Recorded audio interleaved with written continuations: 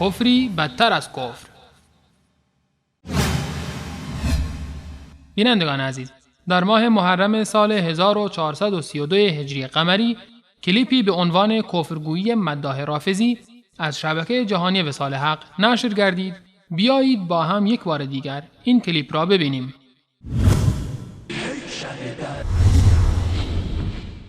کفرگویی مداحان شیعه. بینندگان گرامی، در این کلیپ ها ملاحظه نمایید که چگونه مداحان شیعه صفات الهی را به حضرت علی رضی الله تعالی عنه نسبت می‌دهند. حیدر روزی ده ما سوایی، شه دریا دل حیدر حیدر حیدر حیدر حیدر.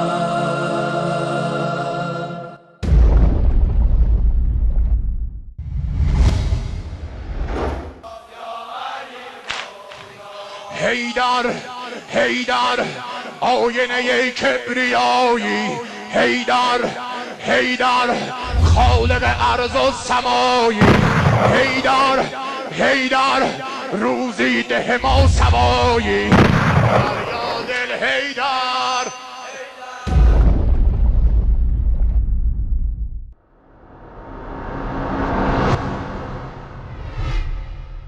الله الذي خلقكم ثم رزقكم ثم يميتكم ثم يحييكم هل من شركائكم من يفعل من ذلكم من شيء سبحانه وتعالى عما يشركون.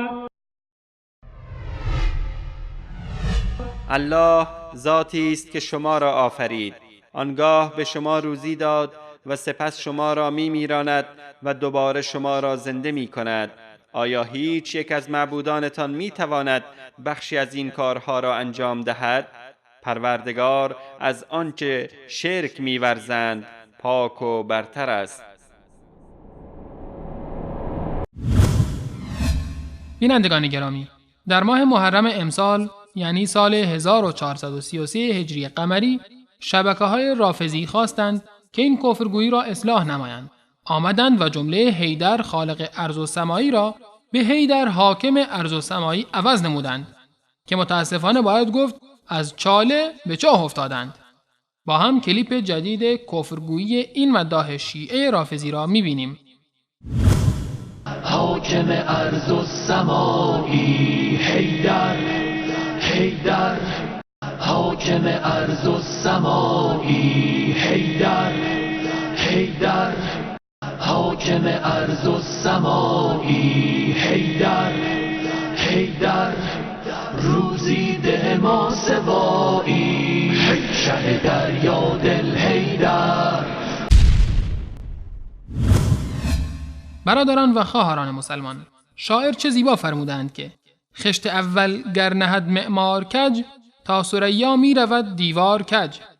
و چون خشت اول مذهب رافضه را ابن سبع یهودی بر اساس کفر و شرک و دشمنی با اسلام نهاده است، تا ثریا این دیوار کج خواهد رفت. هر مسلمانی می داند که خالق زمین و آسمان الله متعال است و همان پروردگار خالق و توانا حاکم آسمان و زمین هم می باشد. به این آیات توجه فرمایید. ما تعبدون من دونه إلا أسماء سميتموها أنتم وآباؤكم ما أنزل الله بها من سلطان إن الحكم إلا لله أمر ألا تعبدوا إلا إياه ذلك الدين القيم ولكن أكثر الناس لا يعلمون. به جز او نمی پرستید مگر نامهایی را که شما و پدرانتان نهاده اید. الله هیچ دلیل و برهانی بر صحت آنان نفرستاده است. فرمان روایی و حکم از آن الله است و فرمان داده که جز او را نپرستید. این است دین راست و استوار، ولی بیشتر مردم نمی دانند. وهو الله لا إله له الحمد في الأولى والآخرة وله الحكم وإلیه ترجعون. و اوست الله، معبود به حق دیگری جز او نیست و حکم و فرمان روایی از آن اوست و به سوی او بازگردانده می شوید.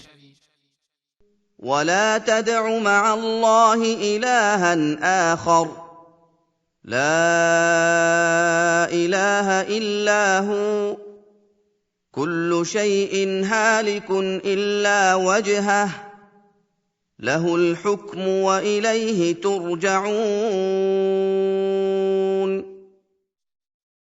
و با الله معبود دیگری را مخوان، جز او معبود به حقی نیست. هر چیزی هلاک شونده است جز ذات او.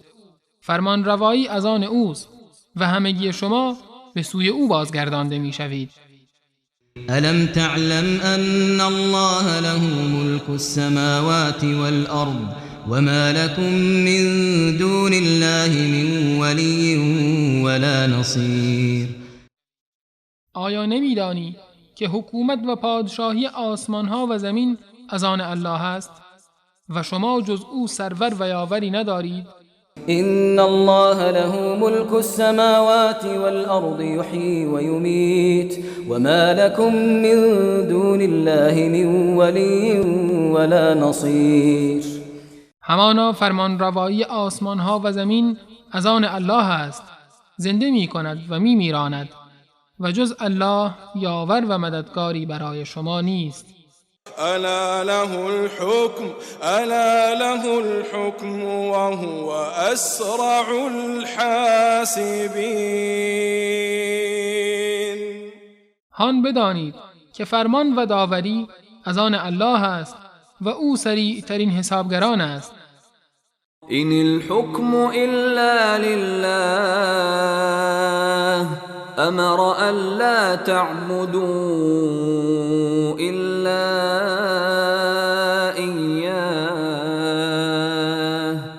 ذلك الدين القيم ولكن أكثر الناس لا يعلمون. فرمان روایی از آن الله است و بس، و الله دستور داده که جز او را نپرستید. این است دین راست و ثابت، ولی بیشتر مردم نمی‌دانند.